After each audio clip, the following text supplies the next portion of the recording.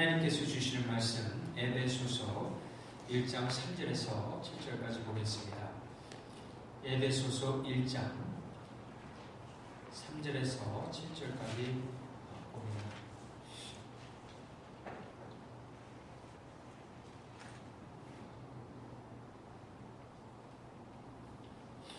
하나님의 말씀이 다음과 같습니다. 찬송하리로다. 하나님 곧 우리 주 예수 그리스도의 아버지께서 그리스도 안에서 하늘에 속한 모든 신령한 복을 우리에게 주시되 곧 창세전에 그리스도 안에서 우리를 택하사 우리로 사랑 안에서 그 앞에 거룩하고 흠이 없게 하시려고 그 기쁘신 뜻대로 우리를 예정하사 예수 그리스도로 말미암아 자기의 아들들이 되게 하셨으니 이는 그가 사랑하시는 자 안에서 우리에게 거저 주시는 바 그의 은혜의 영광을 찬송하게 하려는 것이라. 우리는 그리스도 안에서 그의 은혜의 풍성함을 따라 그의 피로 말미암아 속량 곧 죄사함을 받았느니라. 아멘.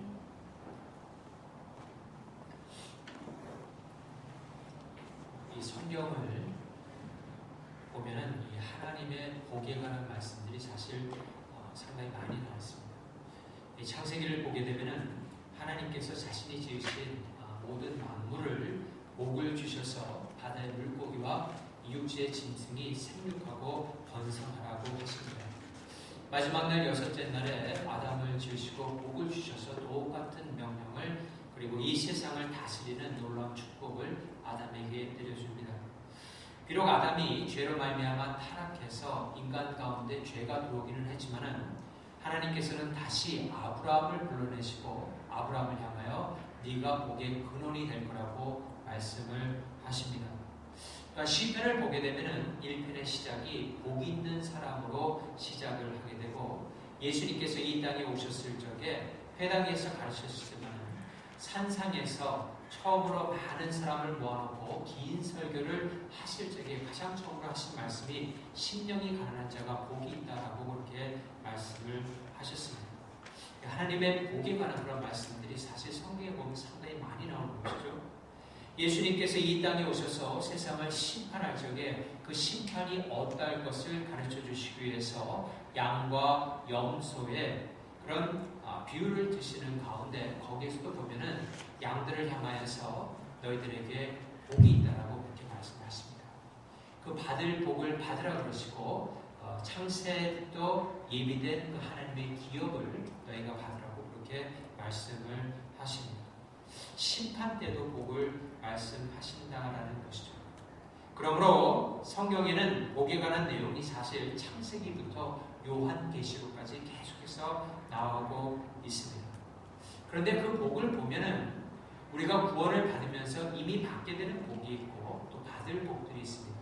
오늘 본문에 나와 있는 이 복은 우리가 이미 받은 복들이고 심판의 비유를 들었을 때 양과 염소에서 나오는 그 복들은 앞으로 받을 천국의 기업의 복을 가리키고 있는 것입니다. 저는 나름대로 이게 천국에서의 삶을 생각하면서 천국에서 우리가 영원토록 할 일이 있다라는 것을 생각해 봅니다.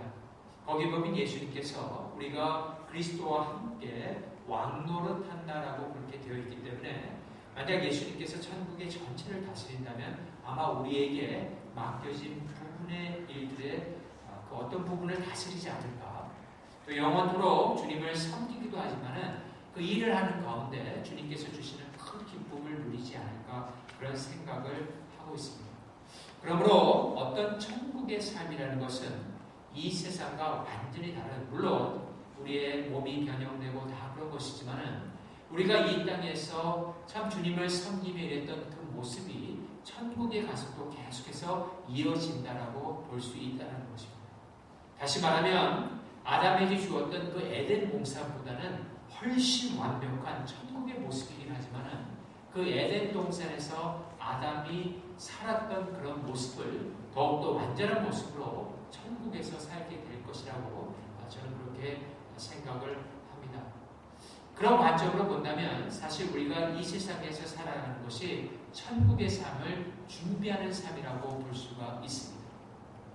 어느 날 갑자기 천국에 가서 새로운 사람으로 변모되는 것이 아니라 성령께서 이 땅에서 계속해서 우리를 빚으시면서 하나님을 섬기는 것이 어떠한 것을 가르쳐 주시고 그 마음이 계속적으로 성화되어서 결국 완전한 성화를 이루었을 적에는 그 똑같은 씨앗의 마음이 천국에서도 연장된다고 저는 생각을 합니다.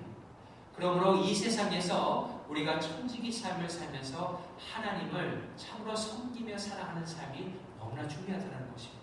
그 똑같은 삶의 연장이 천국에서 이루어지고 또 그렇게 섬기는 가운데 우리가 천국의 삶을 이 세상에서도 맛보게 된다는 것입니다. 그리고 그와 같은 천국을 얘기하는 그런 삶을 살기 위해서 우리 가운데 필요한 것 중에 하나가 하나님께서 이미 주신 그 복을 잘 생각하고 그것을 누릴 수 있을 적에 이 세상에서 참다운 하나님의 뜻을 이루어가면서 살 수 있습니다. 왜냐하면 사탄은 하루도 쉬지 않고 계속해서 우리에게 잘못된 생각을 넣어주고자 합니다. 사실 사탄이 아담과 이브를 유혹할 적에 아담과 이브는 하나님께서 이 지구상에 주신 수만 가지의 많은 열매들이 있었습니다. 엄청나게 많은 열매 나무들이 있었는데 사단은 딱 한 나무, 그 선악을 알게 하는 나무에게 집중하게 하고 그것이 부족한 것이 그들에게 행복을 주지 않는다고 말하고 결국에는 유혹해서 시험에 들게 했기 때문에 그렇습니다. 그와 똑같은 방법으로 사단은 지금도 하나님께서 주신 만복을 우리가 생각하기보다는 부족한 것 하나에 우리가 집중시킴으로 말미암아 시험에 들게 하기 때문에 우리가 하나님께서 주신 말씀을 통해서 우리가 이미 가지고 있는 하나님께서 주신 그 복을 생각하고 기억하고 누리는 것이 사단의 공격에 대한 우리의 전면적인 대처 방법이라고도 볼 수 있게 되는 것입니다. 오늘 본문에 보면은 크게 세 가지의 하나님의 복에 대해서 증거를 하고 있습니다.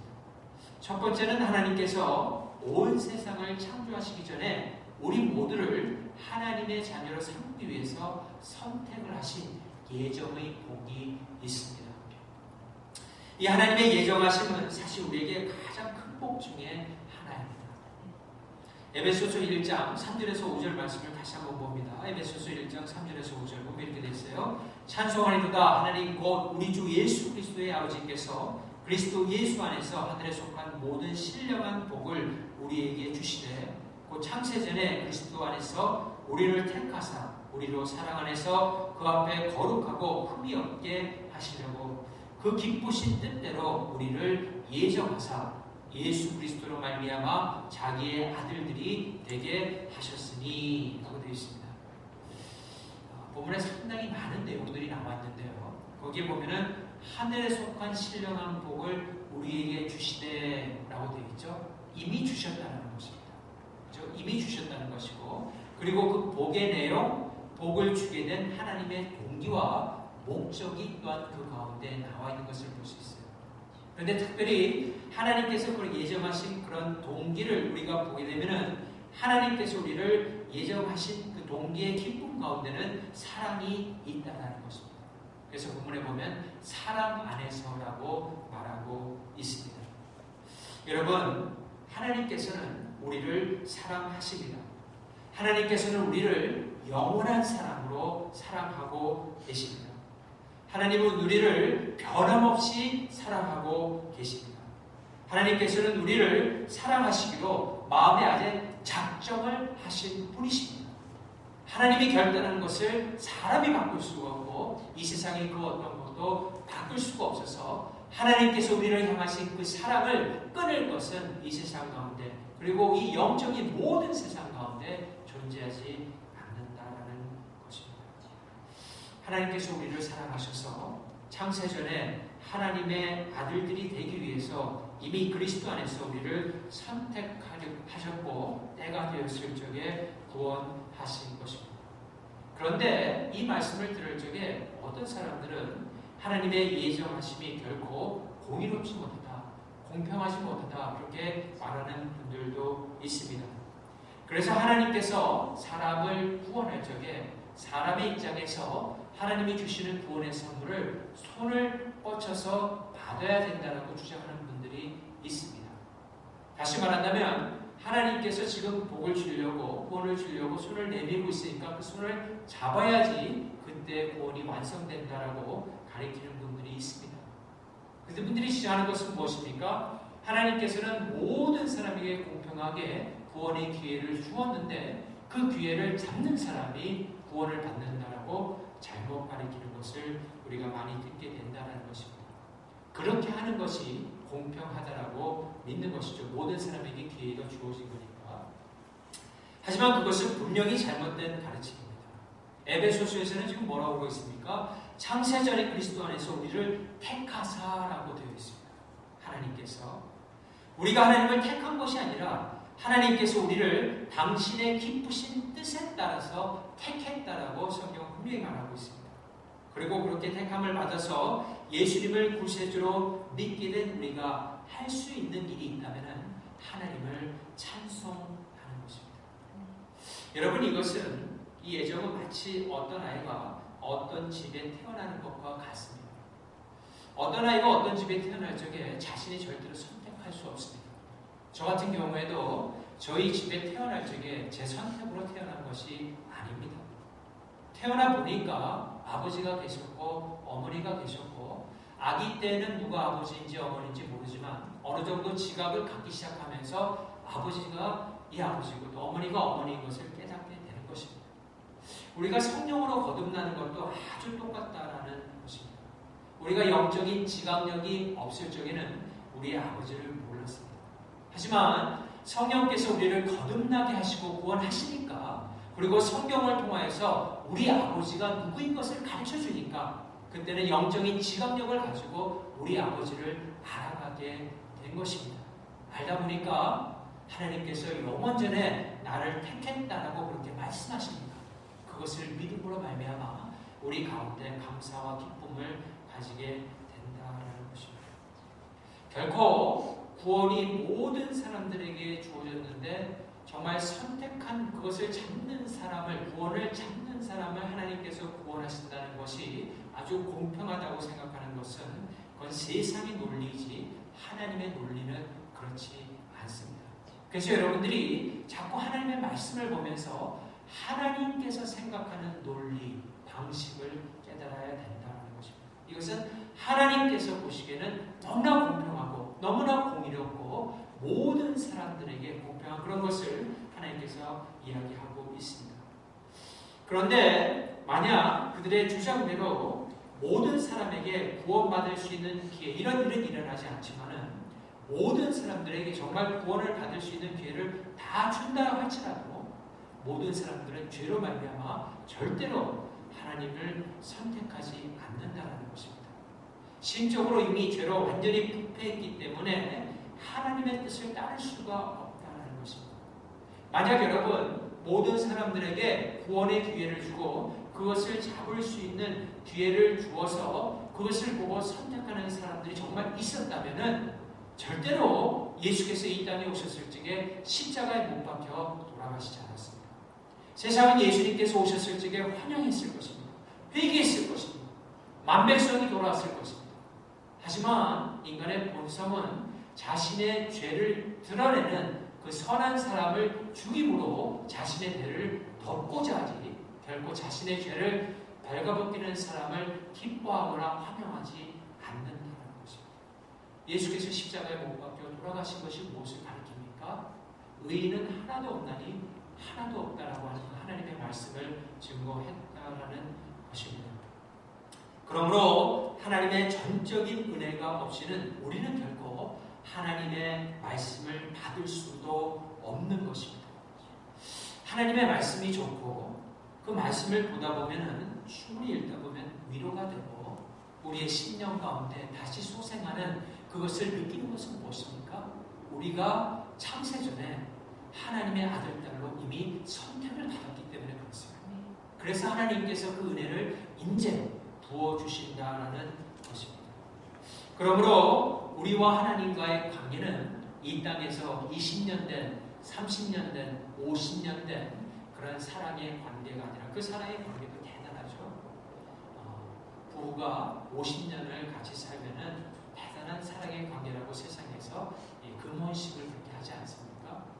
그런데 이 세상의 어떤 수적인 그런 관계가 아니라 영원 전부터 사실은 맺어진 하나님과의 놀라운 관계라는 것입니다. 그 스케일이 너무나 크기 때문에 우리가 깨달을 수 없는 것이죠. 하지만 하나님께서는 이미 영원 전에 우리를 다 생각하셨고 우리를 사랑하셨다는 것입니다. 이것은 믿음으로 받을 수밖에 없는 것입니다. 이것은 마치 이런 것이에요. 우리가 아기가 이제 어머니의 태중에서 자라나게 됩니다. 그러면은 어느 정도 배가 아프면은 닥터를 찾아가서 초음파 검사를 받게 되죠. 초음파 검사를 받는 가운데 그 아이의 모습도 보이고 또 때에 따라서는 그 아이의 뛰는 그 심장 소리까지 우리가 들을 수 있습니다. 그때 그 아이는 무의식적으로 부모님을 알지도 못하고 부모의 사랑을 느끼지도 조금 느낄 수는 있겠지만 지각적으로는 깨닫지 못하지만 우리는 그 아이가 어머니의 태중에 있을 때부터 사랑했다는 것입니다. 그래서 그 아이가 태어났을 적에 그 사랑을 그에게 주게 된다는 것입니다. 마치 하나님의 마음 가운데 우리는 먼저 잉태되어 있었고 때가 되었을 적에 이 세상에 존재하게 되었고 그 하나님의 예정으로 말미암아 하나님의 아들, 딸들이 나게 되었다는 것입니다. 우리가 그런 사랑을 베풀어 주신 하나님께 대하여 할 수 있는 것은 무엇입니까? 바로 찬송이라는 것입니다. 하나님을 높이는 것입니다. 두 번째는 우리는 입양의 복이 있습니다. 보면은 예수 그리스도로 말미암아 자기 아들들이 되게 하셨으니라고 되어 있습니다. 이 아들들은 대표적인 성격으로 여성들, 딸들까지 다 포함하는 것으로 하나님의 자녀들이 되었다라는 그런 표현으로 볼 수가 있는 것입니다. 이 페더럴 웨이에 가면은 월드 비전이라고 하는 선교 단체가 있습니다. 사실 우리나라에도 많이 알려진 선명회라고 하는 그런 선교 단체인데 문선명하고는 통일교하고는 상관이 없는 단체입니다. 아주 모범적인 단체인데요. 그 선명회가 월드 비전이 처음으로 시작하게 된 것이 그 헤드쿼터가 페더럴 웨이인데 이 한국 6.25 사변 때 한국의 이 미셔너리 그 선교사로 나가 있던 로버트 피어스라고 하는 목사님이 전쟁 고아들을 보고 마음이 안타까워서 그 아이를 한 명 미국으로 입양하면서부터 그 단체를 세우게 됩니다. 그리고 그 이후로 많은 사람들을 입양하였고 지금에는 온 세계 90개 각국에서 그런 입양을 하거나 또 어려운 사람들을 후원해주는 그런 일을 하고 있는 선교 단체입니다. 얼마나 그 입양을 받는 아이들에게는 큰 행복입니다. 여러분 아시겠지만 어린아이가 태어나서 부모 없이 이 세상에서 혼자서 산다는 것은 참 힘든 일입니다. 우리가 잘 알고 있습니다. 그런데 그런 아이에게 큰 방파제 역할을 할 수 있는 부모를 만난다라고 하는 것은 그 아이에게 있어서 큰 축복이 된다는 것입니다. 제가 캘리포니아 신학교에서 신학을 공부할 적에 목회학 석사 과정을 같이 밟고 있었던 친구가 한 명 있었습니다. 동양인이었는데 상당히 밝고 아주 리더십도 있고 쾌활한 그런 친구였어요. 항상 웃음을 잃지 않는 그런 친구였어요. 그런데 그가 나중에 4학년이 돼서 이제 학생회장이 됐습니다. 보통 학생회장이 되게 되면은 그 학기의 채플 시간에 한 번은 설교를 할 수 있는 기회를 주게 됩니다. 근데 그 친구가 앞에 나와서 온 학생들이 있는데 설교를 하면서 자신의 감정을 조금 하는 거예요. 그래서 사실은 자기가 한국에서 태어났는데 스위스계 미국인 양부모에게 입양이 되어서 미국으로 오게 됐다는 것입니다. 그러면서 얘기를 하는데 제가 그 친구가 그렇게 입양돼서 이렇게 밝게 자랐다는 모습을 보면서 그때 좀 놀란 적이 있습니다. 전혀 어두운 빛이 없고 너무나 밝게 자란 모습이 참 보기 좋았습니다. 그분이 이제 목회자가 돼서 결국은 좋은 아내와 함께 가정을 꾸리는데 이런 모든 것들을 보면서 만약에 그 친구가 입양을 할 그 부모님을 못 만났더라면 어떤 길을 걸어갔을까 생각을 한다면은 참 그 입양을 한 부모님이 참 좋은 분이라는 것을 좋은 크리스천이라는 것을 우리가 생각해 볼 수 있다는 것입니다.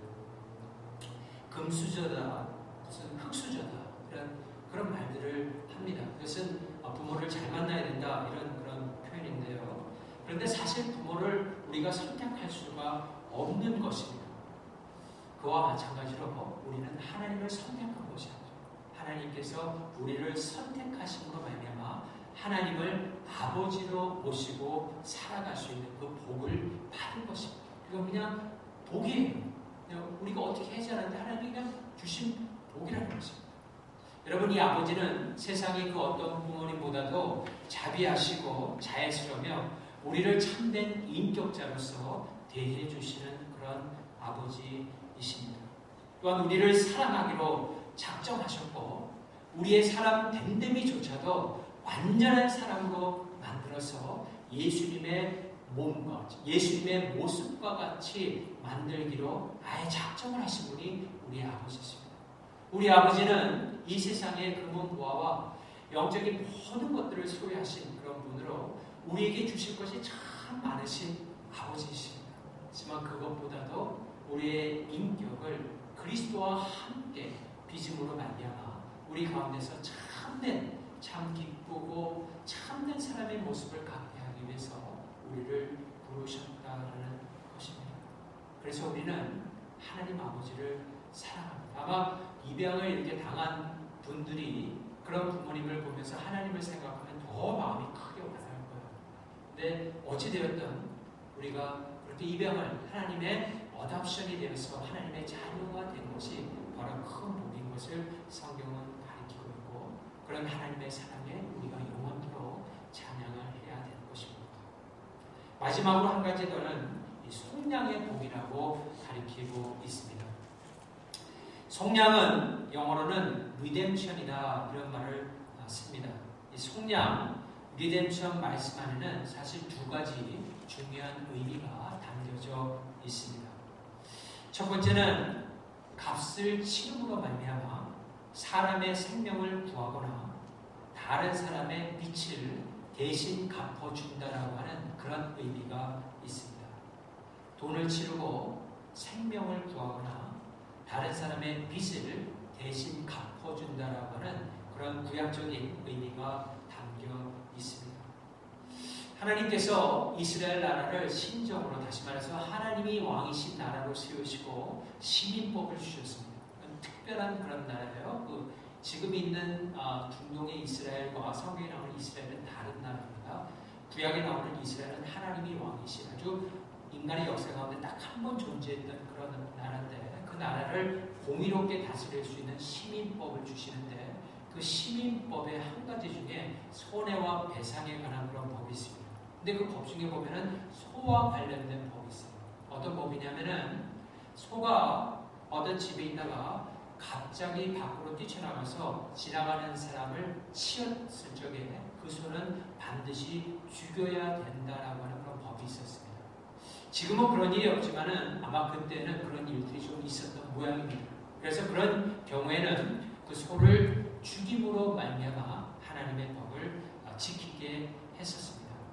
그런데 다른 경우가 있습니다. 그 경우는 뭐냐면은 소가 뛰쳐나갔는데 주인이 이 소가 잘 뛰쳐나간다는 것을 알고 있는 것입니다. 예를 들자면은 전에 가만히 있다가 소가 뛰쳐나가서 거의 사람을 칠 뻔했는데 주인이 허겁지겁 나와가지고 소를 잡았다고 합시다. 그러면은 이 소는 잘 관수를 못하게 되면 나가서 사람을 죽일 수도 있겠구나 하는 것을 주인이 인지했습니다.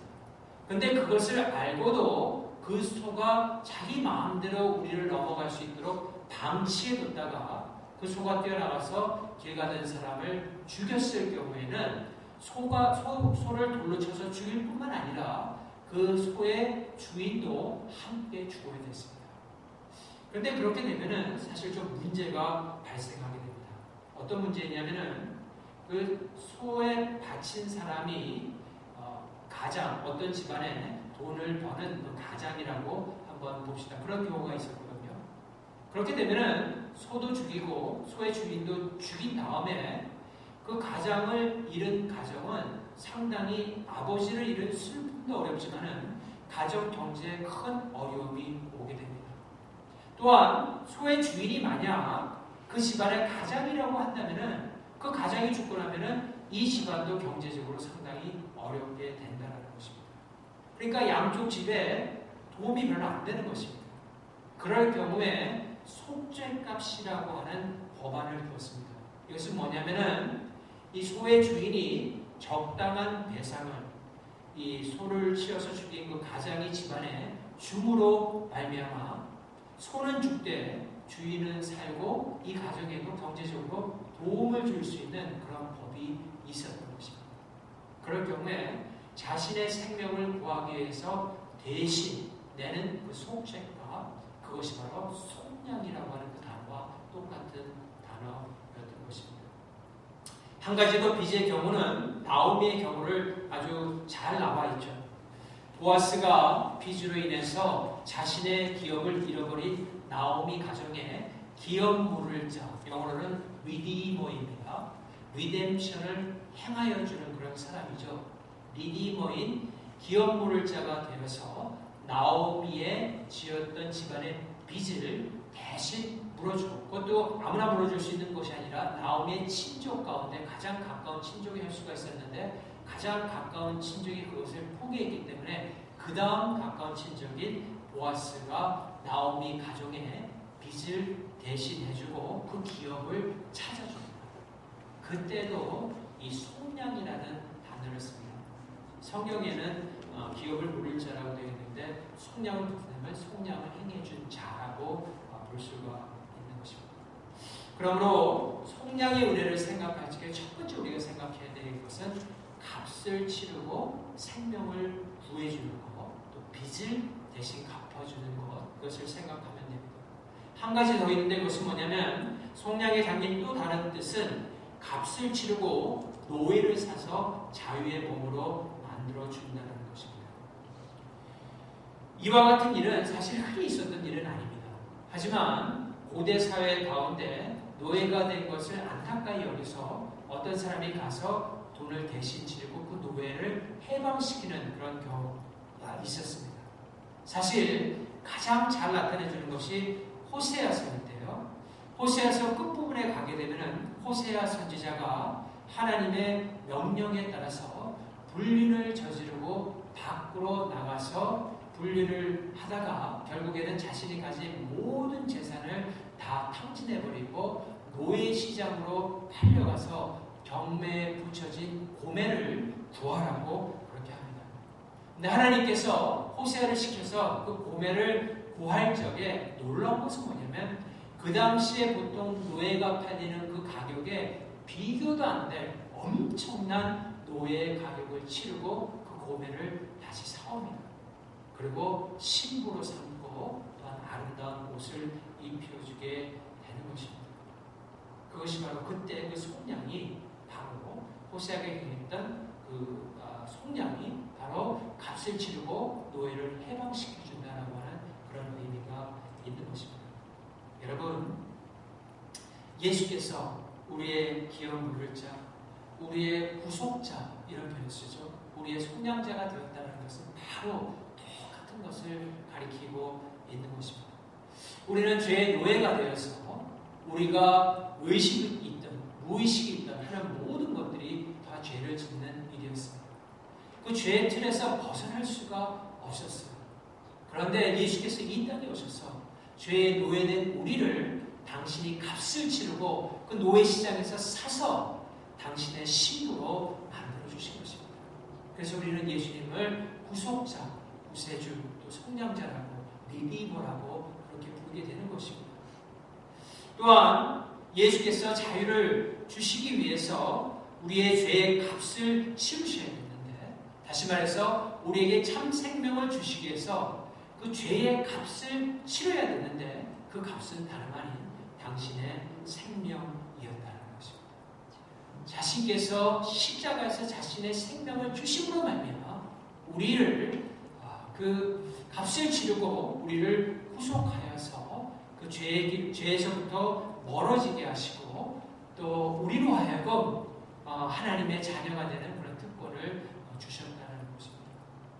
여러분, 예수님께서 십자가를 앞두시고 하나님께 간절히 기도하는 장면을 우리가 봅니다.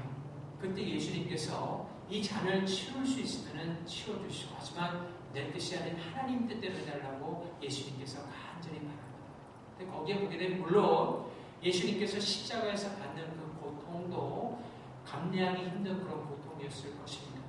하지만 예수님은 그 생명력이 굉장하신 분이십니다. 당신이 가지신 그 생명력이 그것을 포기한다는 것이 얼마나 힘든 것, 그리고 그것을 포기함으로 하나님과의 교제가 끊어진다는 것이 정말 참기 힘든 고통이었습니다. 하지만 우리를 위해서 그것을 포기하신 것입니다. 내어주신 것입니다. 여러분, 이 세상에 살면서 세상에서 성공을 하고 자신의 뜻대로 모든 것이 다 되고 모든 일들을 잘하는 사람 보면은 벌써 움직일 때 보면 다릅니다. 그 생명력이 막 넘쳐요. 그래서 이 세상을 너무 좋아해요. 그래서 막 자신이 할 수 있는 것들은 자신 있게 하고 너무 사는 것이 즐겁고 기쁜 그런 사람들을 만날 때가 있습니다. 그 안에 생명력이 굉장히 크다는 것이죠. 왜냐하면 이 세상에서 많은 것들도 있고 또 많은 즐길 것도 있기 때문에 잠시 있다가 사라지는 사람에게의 생명력도 그런 것이라면 영원한 삶을 살 수 있는 그 예수 그리스도의 그 생명력이라는 것은 어떠하겠습니까? 우리가 그것을 이 머리를 잘 생각하기가 힘들다는 의미지, 예수님께서 당신의 생명을 포기한다는 것은 정말 우리를 사랑하셔서 정말 큰 것을 하나님 앞에 내려놓으신 것입니다. 그러므로 말미암아 우리의 구속자가 되었다는 것입니다. 그로 인해서 우리는 감사하고 기뻐할 수밖에 없는 것입니다. 여러분, 크리스마스가 다가오고 있습니다. 예수께서 2000년 전에 이 땅에 오신 날을 우리가 기억하면서 그분에 대한 사랑이나 헌신을 다시 한번 돌아보는 그런 날이기도 합니다. 바라기는 이 크리스마스가 다가오는 시절에 정말 이 세 가지 복을 허락하신 하나님의 놀라운 축복을 우리가 좀 같이 묵상해 보았으면 좋겠습니다. 우리를 창세 이전에 영원 가운데 우리라는 존재를 생각하신 것입니다. 그때부터 관계를 맺으신 것입니다. 그 놀라운 하나님의 사랑. 또한 우리가 이 세상에서 혼자 어떻게 살아갈 수 있겠습니까? 마귀가 우리를 지옥으로 끌고 가려고 얼마나 불을 켜면서 달려들 때 그것을 우리가 어떻게 막을 수 있겠습니까? 하나님께서 거하시고 우리를 당신의 자녀로 삼아주셔서 보호막을 쳐주시고 이 땅 가운데서 천국의 맛을 볼 수 있게 하는 그 하나님의 은혜. 마지막으로 당신의 생명을 주시고 우리를 죄의 노예에서 건져주셔서 하나님의 백성을 삼아주신 예수 그리스도의 놀라우신 사랑. 우리가 이것을 마음속 깊이 깨닫고 주님께 감사하면서 크리스마스를 맞이할 적에 이 대강절 기간 동안에 이 하나님께서 보시는 놀라운 은혜를 여러분들이 다 누리시기를 우리 주 예수 그리스도의 이름으로 축원합니다. 기도하시겠습니다.